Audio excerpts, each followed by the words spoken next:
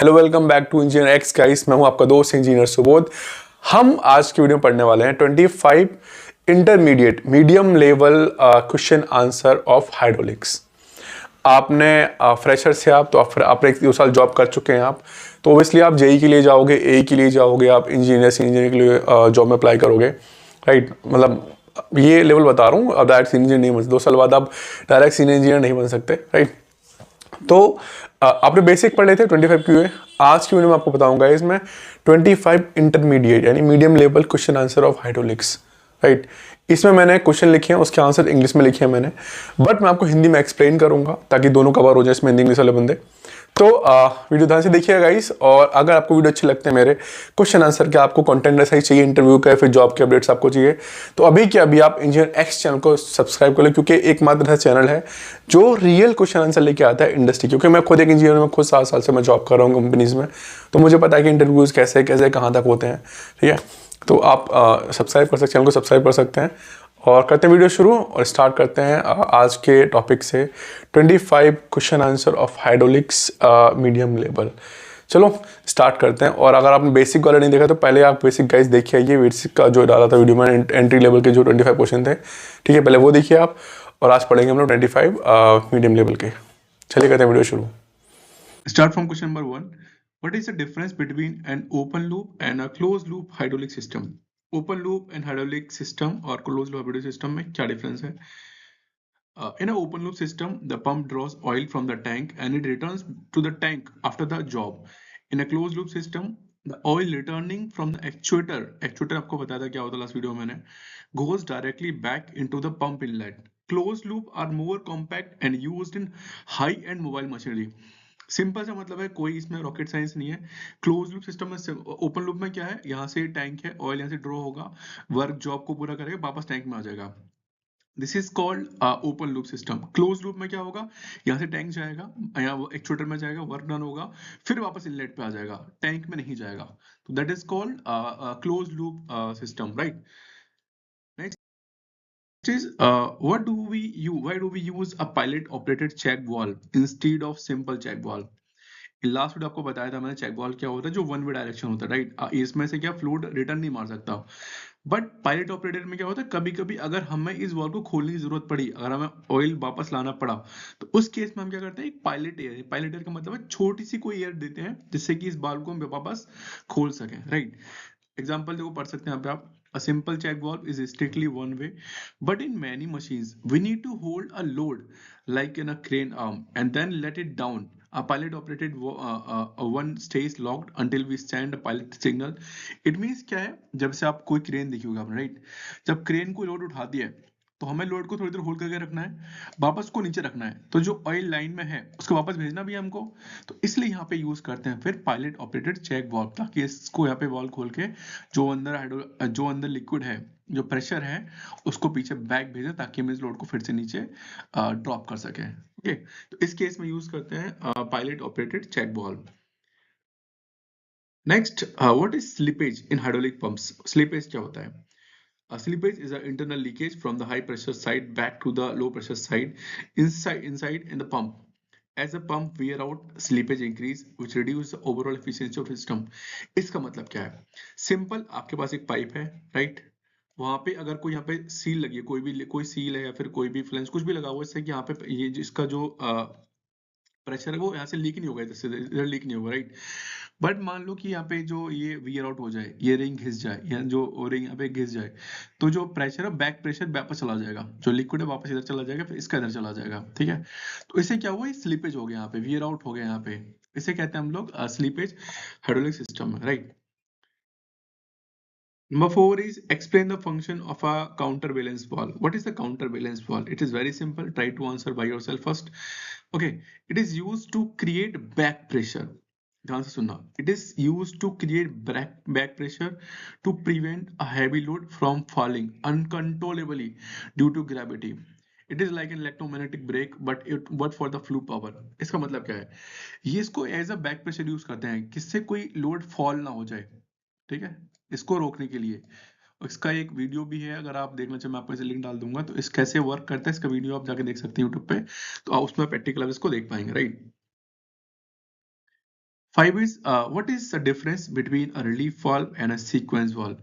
Relief valve, in the previous video already we discussed. Relief valve means if the excessive pressure inside the system, then it release the excessive pressure to save this equipment. This is for safety.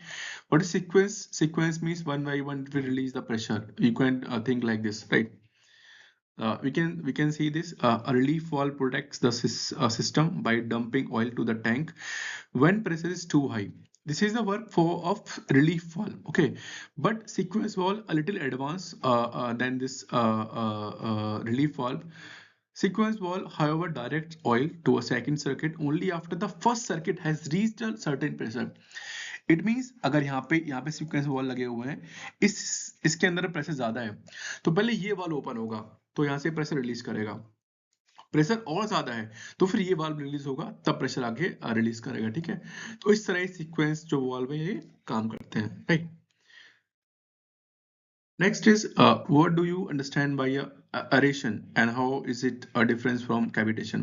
Cavitation we already discussed in the last video, and now we discuss the aeration. What is aeration? Both words are related, something like similar, but we can go in deep.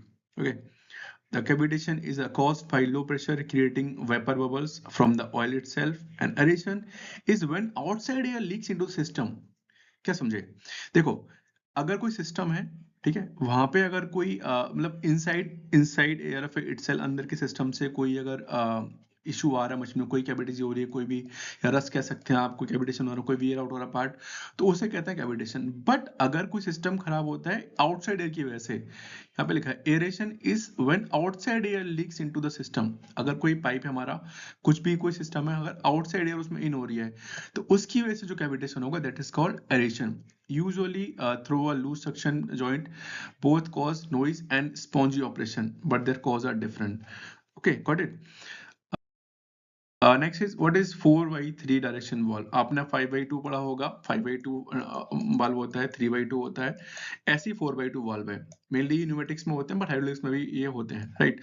हर जगह valve use होता है जहाँ पे हम pipe use करते हैं।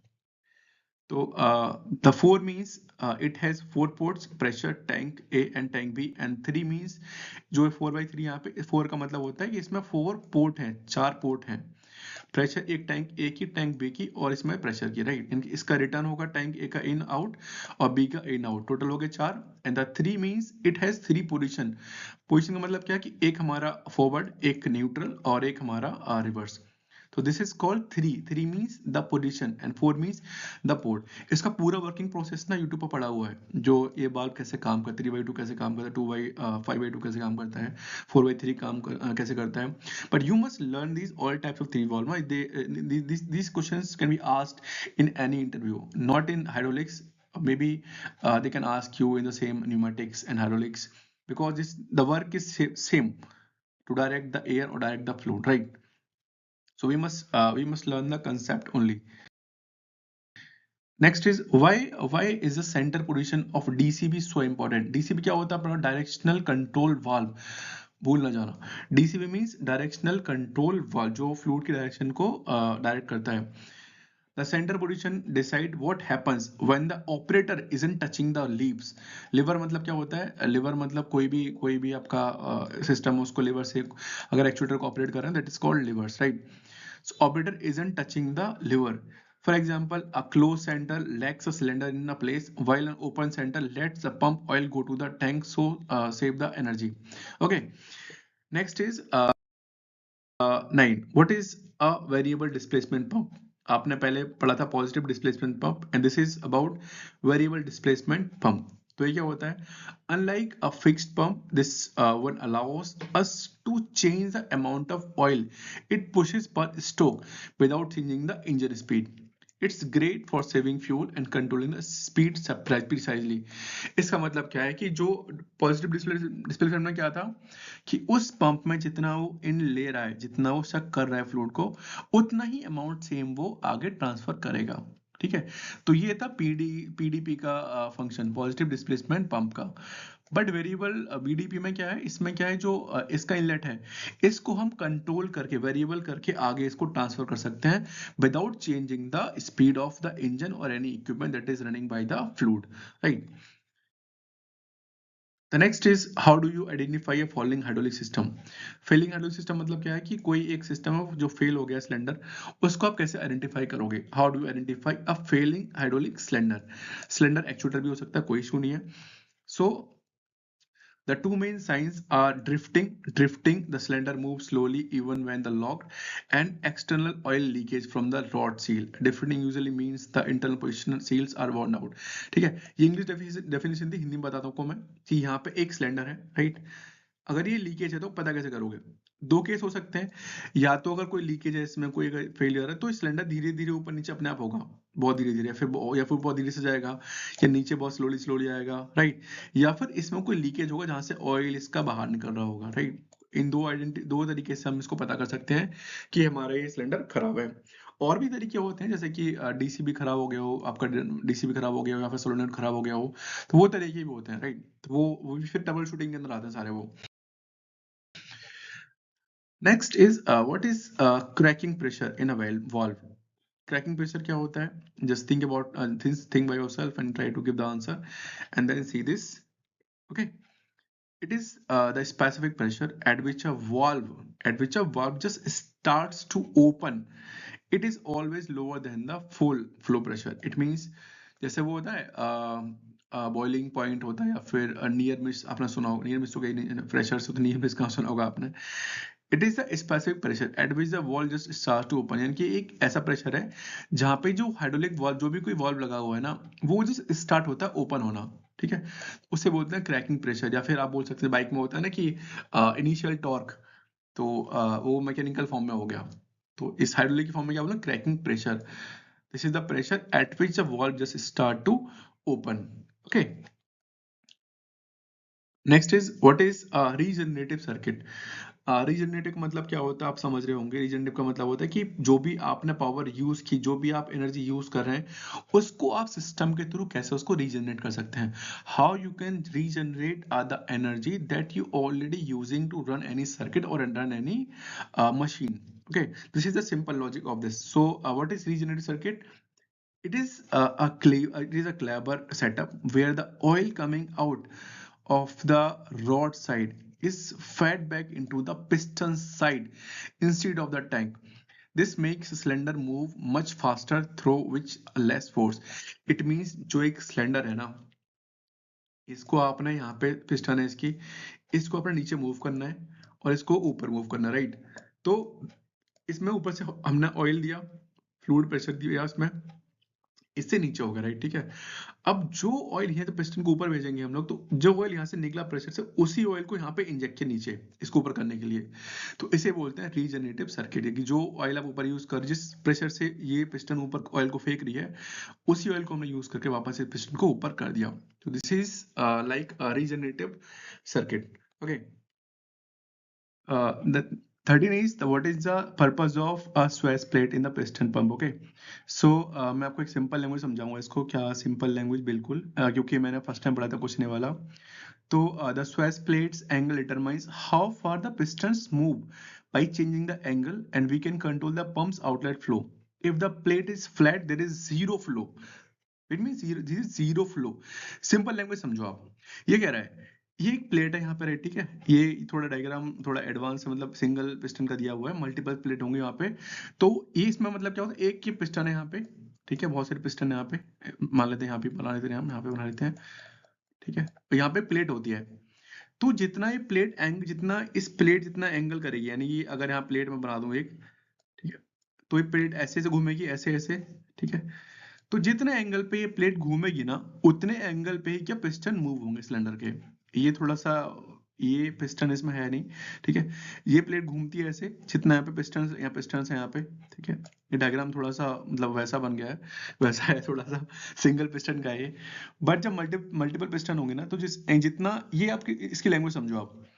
ये जो एंगल प्लेट है, ये इस साइड या इस साइड, दोनों में से किसी एक साइड घूमेगी, और यहाँ पिस्टन्स है हमारे, राइट, यहाँ पिस्टन्स है। तो जितना ये मूव करेगी, जितना इस एंगल में इतना मूव करेगी, तो इस एंगल में मूव करेगी अगर, तो इस पिस्टन को यहाँ पे इसको कवर करेगी ये, तो उतना ये कम मूव करेगी। यहाँ इस पे ज्यादा होगा तो ये ज्यादा मूव करेगी। तो ये प्लेट का जो एंगल है, ये डिसाइड करता है कि हमारा जो पिस्टन है वो कितना मूव करेगा आउटलेट के लिए, राइट, ठीक है। Next is what are the advantage of using a manifold block. Manifold block क्या होता है, इसके एडवांटेज क्या होते हैं? Instead of meshy pipes everywhere, a manifold block mounts multiple valves on the single metal block with internal passages. It reduces the leakage point and saves a lot of space. ए आपने वो देखा होगा system, जब computer में आप वो use करते हो, यूएसबी लगा दो कंप्यूटर में, राइट? आप चाहे तो लैपटॉप के अंदर यूएसबी, मल्टीपल यूएसबी लगा लो, मेनली 3 ही पोर्ट होते हैं उसके अंदर, लैपटॉप या सिस्टम सीपीयू के अंदर। बट आपको 10 यूएसबी लगानी है अगर, तो आप 10 उसमें 10 होल तो करोगे लैपटॉप में, 10 पोर्ट तो आते नहीं लैपटॉप में। तो उसके लिए हम एक जंक्शन यूज करते हैं, राइट, जहाँ पे हम एक पोर्ट लगाएंगे अपने सिस्टम में, एक लैपटॉप में, बाकी यहाँ पे 10 या 12 पोर्ट जो भी दिए होता है अपने हिसाब के, अपने रिक्वायरमेंट के हिसाब से। तो this is the similar principle applied in the hydraulics manifold block. हम अलग अलग पाइप ना लगा के एक सीधा फोल्ड, एक वो लगाते हैं, मैनीफोल्ड लगाते हैं, जहाँ पे सिंपल एक पाइप आएगा और इसमें से फिर मल्टीपल पाइप निकलेंगे। Okay, this is called manifold block, right? Next is how does temperature affect hydraulic oil. अब भाई हाइड्रोलिक ऑयल है, उसका खुद का विस्कोसिटी है, खुद का टेम्परेचर, खुद का बॉइलिंग पॉइंट है ना? तो वो कैसे टेम्परेचर उस हाइड्रोलिक ऑयल को अफेक्ट करता है? ओके, देखो, when oil gets too hot, its viscosity drops, become too thin, leading to more internal leakage and fast wear. It is too cold. If it is too cold, it becomes thick and might cause the pump to cavities. इसका मतलब क्या है? जो oil है, this is a liquid, right? जब हम पानी को गर्म करते हैं 100 डिग्री सेल्सियस पे, तो पानी भाप बन के उड़ जाता है, it steam out, okay. But जो हाइड्रोलिक ऑयल है उसका बॉइलिंग पॉइंट ज्यादा होता है, तो जब उसको आप हॉट करोगे और गर्म करोगे तो उसका जो विस्कोसिटी है ना, वो एकदम लो हो जाएगा। लो मीन्स क्या है, जो ऑयल गाढ़ा था वो बहुत पतला हो जाएगा। और अगर टेम्परेचर बहुत लो है, तो लो टेम्परेचर पे क्या, पानी जम जाता है, बर्फ बन जाती है उसकी। ऐसे ही ऑयल ऑयल जमता नहीं है उसके, क्योंकि फ्रीजिंग पॉइंट उसका बहुत ज्यादा होता है, बट ऑयल बहुत थिक हो जाएगा, जो कि जिसका फ्लो फास्ट नहीं होगा। पतला है तो फ्लो फास्ट होगा। तो दोनों केस में क्या होता है, दोनों केस में हाई टेम्परेचर, लो टेम्परेचर इस तरीके से हाइड्रोलिक ऑयल को अफेक्ट कर सकते हैं, जिसके मल्टीपल इश्यूज या मल्टीपल इफेक्ट हो सकते हैं हमारे सिस्टम के ऊपर, right? Next, what is a flow control valve and pressure compensation. FCB आपने पढ़ लिया, फ्लो कंट्रोल वाल्व क्या होता है, यहाँ पढ़ते हैं हम लोग PC, pressure compensation. A normal flow valve change speed if the load change. A pressure compensated one keeps a speed constant even if the weight of the cylinder increase or decrease. इसका मतलब क्या है? आपके पास कोई cylinder है, right? अगर flow control valve लगा रखा है आपने, तो उसके हिसाब से आप सिलेंडर की स्पीड को ऊपर नीचे कर सकते हैं, ठीक है? लेकिन अगर इसमें आपका एक और सिस्टम ऐड है, प्रेशर कंपेंसेशन, इसका मतलब ये होता है कि आप चाहे से कितना भी लोड उठाओ इससे, सिलेंडर से, एक्चुएटर से, उसकी जो स्पीड है कांस्टेंट रहेगी। और उसकी स्पीड को कांस्टेंट कौन करेगा? Pressure compensation. कंपेंसेशन का मतलब होता है कि अगर आपको रिक्वायरमेंट है 10 बार की, ठीक है, 10 बार प्रेशर की, और आपका ये 10 बार उठा पा रहा है, 10 केजी लोड उठा पा रहा है, एग्जाम्पल 10 केजी, 10 बार वैसे टन उठा सकता है, बट मैं एग्जाम्पल ले रहा हूँ, 10 केजी उठा रहा है, लोड हो गया आपका, अब लोड हो गया आपका 15 केजी, तो ऑटोमेटिकली ये प्रेशर को यहाँ पे एडजस्ट कर देगा इस लोड को उठाने के लिए, okay? That is called flow control valve by the pressure compensation, okay? Next is explain the hydrostatic transmission. What is hydrostatic transmission? This is it is a system where hydraulic pump drives hydraulic motors to move a vehicle like forklift. It eliminates the need for traditional gearbox and clutches. Simple मतलब है, जैसे हमारी car होती है, car को हम चलाते हैं किससे? इंजन लगा होता है उसमें। इलेक्ट्रिक व्हीकल चलते हैं मोटर से। ऐसे ही अगर आप किसी मोटर को आप हाइड्रोलिक ऑयल से चला रहे हो, पंप के थ्रू चला रहे हो, तो that is called hydrostatic transmission, simple. What is a breather in hydraulic system? Breather, guys, it is very simple. You think we are humans, we breathe every time. If we not breathe, then what will happen inside our body? The pressure will increase and maybe our lungs and everything will be burst, okay, and we will maybe die if we can hold our breath, right? So ऐसे ही हर system के अंदर breather होता है। इसमें क्या समझेंगे? As the oil level goes up and down, the tank needs breathe air in and out. The breather has a filter to make sure the air entering the tank is clean and dry. इसका मतलब है कोई भी आपका कोई भी close chamber है ना, this is the universal principle. कोई भी क्लोज चैम्बर है, उसके अंदर कोई ही प्रोसेस अगर हो रहा है ना, तो उसमें कहीं ना कहीं छोटा सा होल, छोटा सा ब्रीदर हमेशा दिया होगा। बिकॉज कोई भी अगर अंदर प्रोसेस हो रही है तो उसमें एयर जरूर बनेगी, उसमें एयर जरूर निकलेगी, फिर आपको इसमें एयर जरूर चाहिए होगी। एग्जाम्पल के लिए आप जो दिवाली पे नहीं है, सॉरी, होली पे भी यूज पिचकारी, राइट। अगर उसकी जो टिप है उसको अगर आप कवर कर दो उंगली से और फिर इसको जो हैंडल पीछे खींचोगे तो क्या होगा, वो वापस अपनी पोजीशन पे चली जाएगी, पीछे नहीं आएगी वो।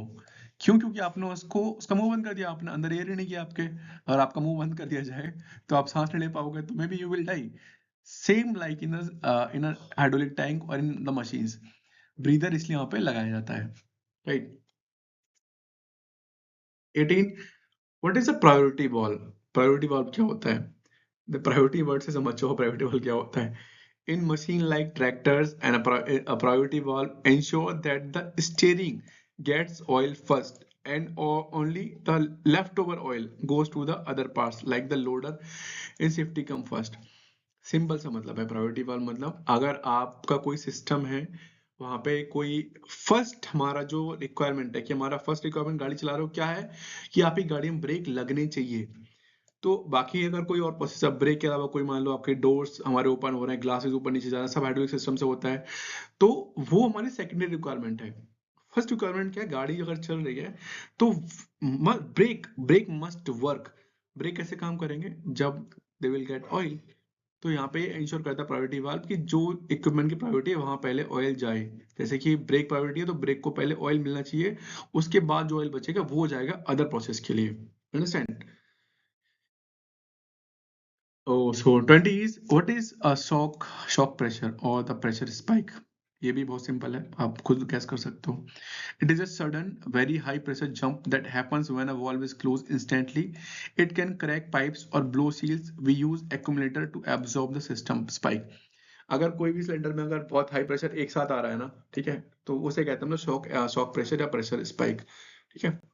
इनसे बचने के लिए शॉक एब्जॉर्बर लगाए जाते हैं, एक्यूमुलेटर लगाए जाते हैं, ताकि जो स्पाइक है इससे जो इक्विपमेंट हमारे डैमेज ना हो सके। Next it, what is the difference between a when pump and a piston pump? Guys बहुत सिंपल है। तो वेन पंप कुछ इस टाइप का होता है, इसमें वेन बनी होते हैं, तो यहाँ से ये लेगा ऑयल और यहाँ फेंक देगा, ठीक है। पिस्टन पंप में क्या होता है? पिस्टन पंप में यहाँ पे एक पिस्टन होती है, ये पिस्टन होती है, ठीक है। शक करोगे तो यहाँ से ऑयल लेगी, यहाँ से ऑयल या फ्लूइड जो भी यहाँ से लेगी और जब ऊपर जाएगा तो यहाँ से निकाल देगी। Just like the S engine, ठीक है, इंटरनल इंजन, ऐसी engine. Wind pumps are quieter and good for medium pressure, and piston pumps are much stronger and can handle very high pressure and are more efficient but also more expensive। ऐसी engine की तरह था, कोई बड़ा उसमें rocket science नहीं था, right. 22 is what is micron rating in filter? Micron rating क्या होती है? कोई भी अगर फिल्टर है ना उसकी एक रेटिंग होती है, जैसे हमारे फोन्स होते हैं, फोन प्रोसेसर होते हैं, रैम्स होती हैं, ऐसे ही फिल्टर्स की रेटिंग होती है कि इतने माइक्रोन तक वो जो पार्टिकल्स हैं, डस्ट है, उनको फिल्टर कर सकता है। So it tells us the size of particles. The filter can catch a 10 micron filter is tighter and catches smaller dirt than the 25 micron filter। क्या ना यहाँ पे साइज बताता है कितने माइक्रोन के पार्टिकल को ये फिल्टर कर सकता है, okay. Next is why is oil sampling done in industries? Oil sampling क्यों करते हैं? वेरी सिंपल, ऑयल सैंपलिंग मतलब ऑयल की क्वालिटी जांच करने के लिए। Every few months we take a small bottle of oil and send it to the lab. It tells us if there is any hidden wear or metal particle or if the oil chemistry has failed before the machine actually breaks down। Simple, मैं तो blast company में था, वहां पे तो engine oil check होता था, engine oil, engine का कूलेंट, गियर केस ऑयल, काफी जो भी ऑयल उसमें होता था मशीन के अंदर ना, वो सारे ऑयल मंथली या क्वार्टरली चेक होते थे, सैंपल कहाँ पे? लैब में। कहीं उसके अंदर कोई मशीन का पार्टिकल तो नहीं, या कुछ और तो नहीं आ गया जिससे कि मशीन वेयर आउट हो जाए, तो वो क्या बताता है? वो पता चलता है हमको लैब के अंदर। That's why the industry is doing the oil sampling, okay. 24 is what is the function of cushioning? Cushioning क्या होता है? कुशनिंग बहुत सिंपल है, may be I think books में नहीं था हमारे, but I will make you understand in very simple language. First, just read this definition. It slows down the piston just before it hits the end of the cylinder. This prevents a loud bang and protects the mechanical structure from damage. इसका मतलब क्या है? कोई आपका cylinder है या piston है, ठीक है, ये ऊपर नीचे जा रहा है, आगे पीछे जा रहा है, तो जब एकदम स्पीड से आगे आएगा ना, तो यहाँ पे ये हिट ना हो जाए डाउन पोजीशन पे, तो यहाँ पे कुशनिंग यूज करते हैं, जिससे क्या होगा, ये सिलेंडर यहाँ आके धीरे से नीचे जाएगा, एक साथ नहीं उस पॉइंट होगा, उससे सिलेंडर बच जाएगा, पिस्टन बच जाएगी, ठीक है। तो सेफ्टी पर्पज के लिए इसको यूज करते हैं कुशनिंग को, right. And the last is how do you bleed air out of a hydraulic system. कोई हाइड्रोलिक सिस्टम है, उसमें से एयर ब्लीड करने के क्या क्या तरीके होते हैं।